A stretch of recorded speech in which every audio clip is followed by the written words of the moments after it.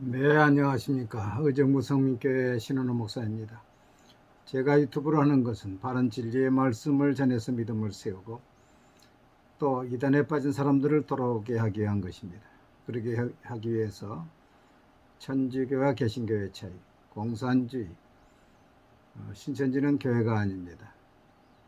여호와의 증인에게 묻는 8대 질문, 안식교인에게 묻는 10대 질문, 안상홍 하나님의 교회에 묻는 21가지 질문 책을 내고 동영상을 올렸습니다.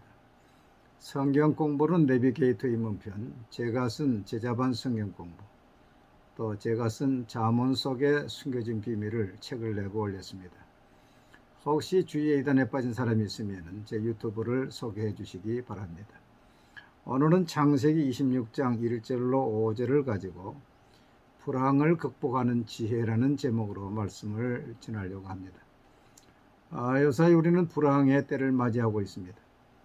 러시아와 우크라이나 전쟁으로 인해서 물가가 폭등하고 기름값이 올라가고 또 이에 따라서 금리마저도 폭등해서 서민 경제가 위협을 받고 젊은 사람들이 아주 곤란하게 되었습니다.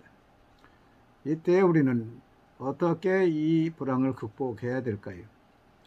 오늘 저는 불황을 극복하는 방법 4가지에 대해서 말씀을 전하려고 합니다. 첫째로는 이 불황의 때에도 하나님께서는 당신의 방법이 있고 또 우리를 극복하게 하신다는 것입니다.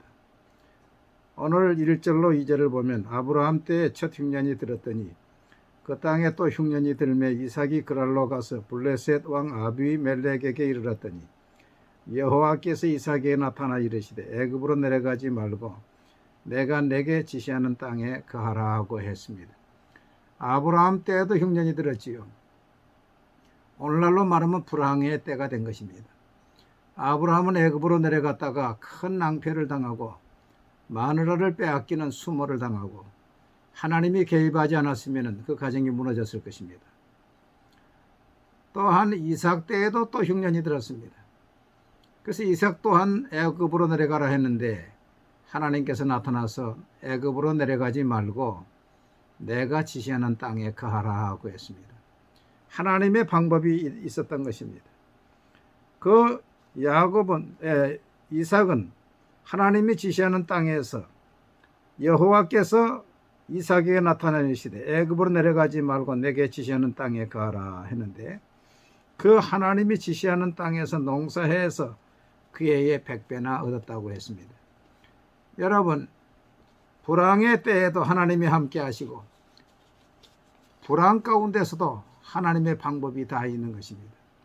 고린도전서 10장 13절 말씀 보니까 사람이 감당할 시험 받기는 너에게 당한 것이 없나니 오직 하나님의 미부사 너희가 감당치 못할 시험 당함을 허락지 아니하시고 시험 당할 쯤에 또한 피할 길을 내사 너희로 능히 감당하게 하시느니라고 했습니다. 그러므로 위축되지 말고 낙심하지 말고 불안하지 말고 이 불황 때에도 하나님이 나와 함께 하신다. 하나님이 감당케 하신다.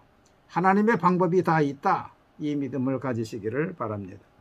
두 번째로는 풍랑을 이길 수 있도록 배를 가볍게 해야 합니다. 사도행전 27장에 보면 바울 사도와 276명이 유라굴로 태풍을 만났지요. 그 태풍을 만나서 배의 무게를 줄이기 위해서 배의 모든 짐을 바다에 풀어버리고 심지어 밀도 버려서 배를 가볍게 하였더라 하고 했습니다. 생존을 위한 것만 놔두고 모든 것을 다 포기하고 버린 것입니다. 불황 때에는 우리의 짐을 가볍게 해야 됩니다. 이를테면 고금리를 저금리로 바꾸고 그리고 필요 없는 지출을 줄이고 그리고 팔 수 있는 물건은 팔아서 현금화시키고 그리고 냉장고 파먹기 등을 해서 지출을 줄여야 하는 것입니다.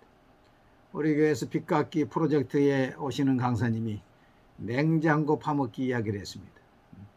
그동안 사서 먹지 못하고 그저 쌓아놓은 것들을 지출을 줄이고 그것들을 다 이제 파서 먹고 소비하라고 그렇게 이야기를 했습니다. 세 번째로는 선한 사업에는 적극 투자해야 됩니다. 이삭은 기근인 때에 농사해서 하나님이 복을 주심으로 100배의 복을 받았다고 했습니다.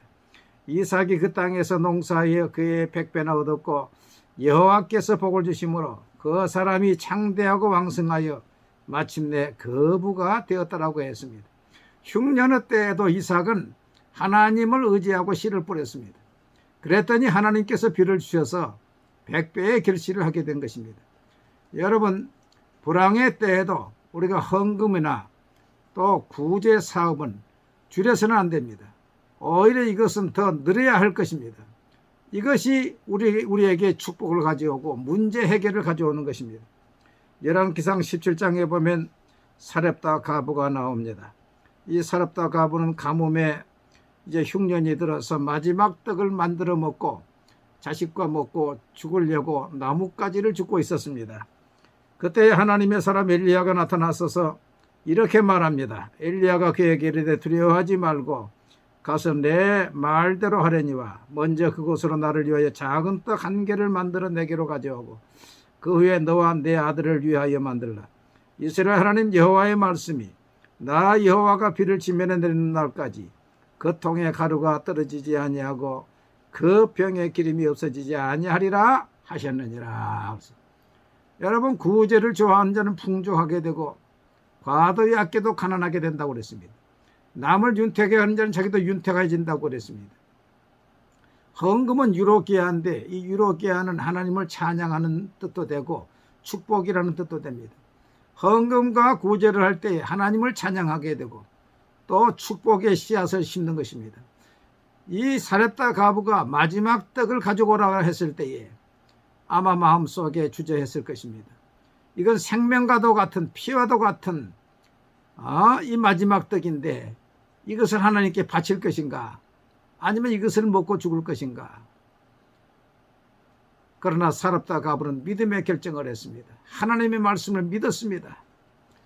믿음의 씨앗을 심은 것입니다.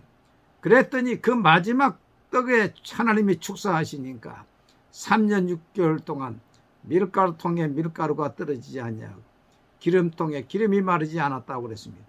오병이어의 기적도 마찬가지입니다.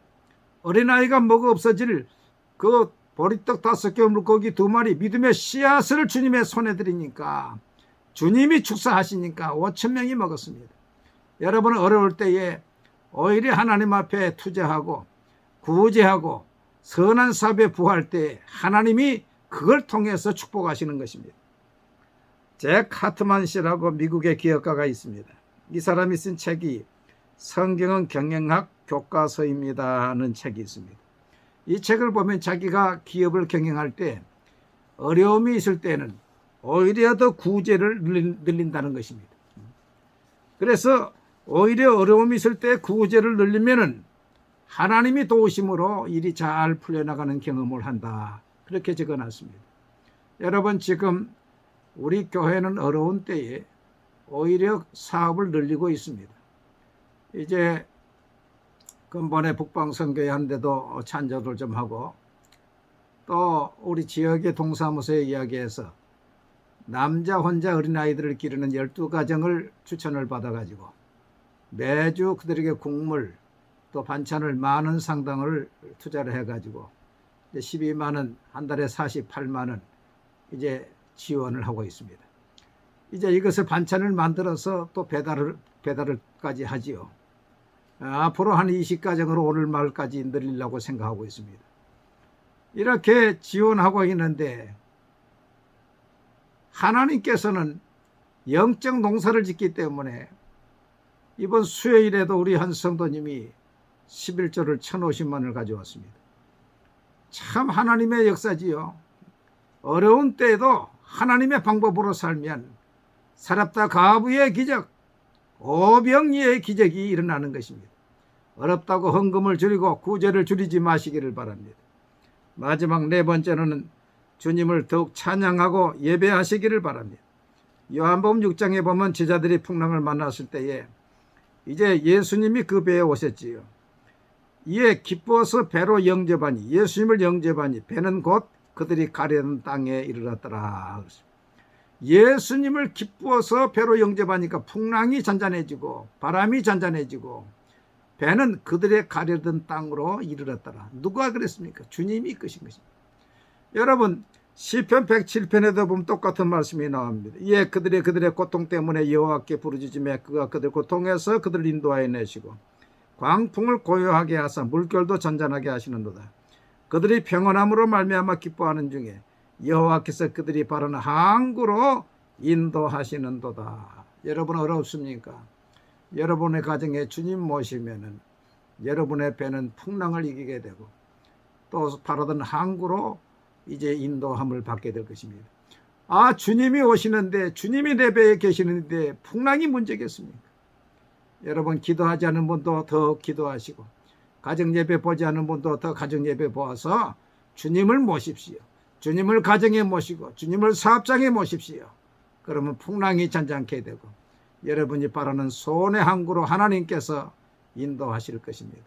불황을 극복하는 지혜 4가지를 이야기했습니다. 불황 가운데서도 하나님의 방법이 있고 하나님은 감당케 하신다. 두 번째로는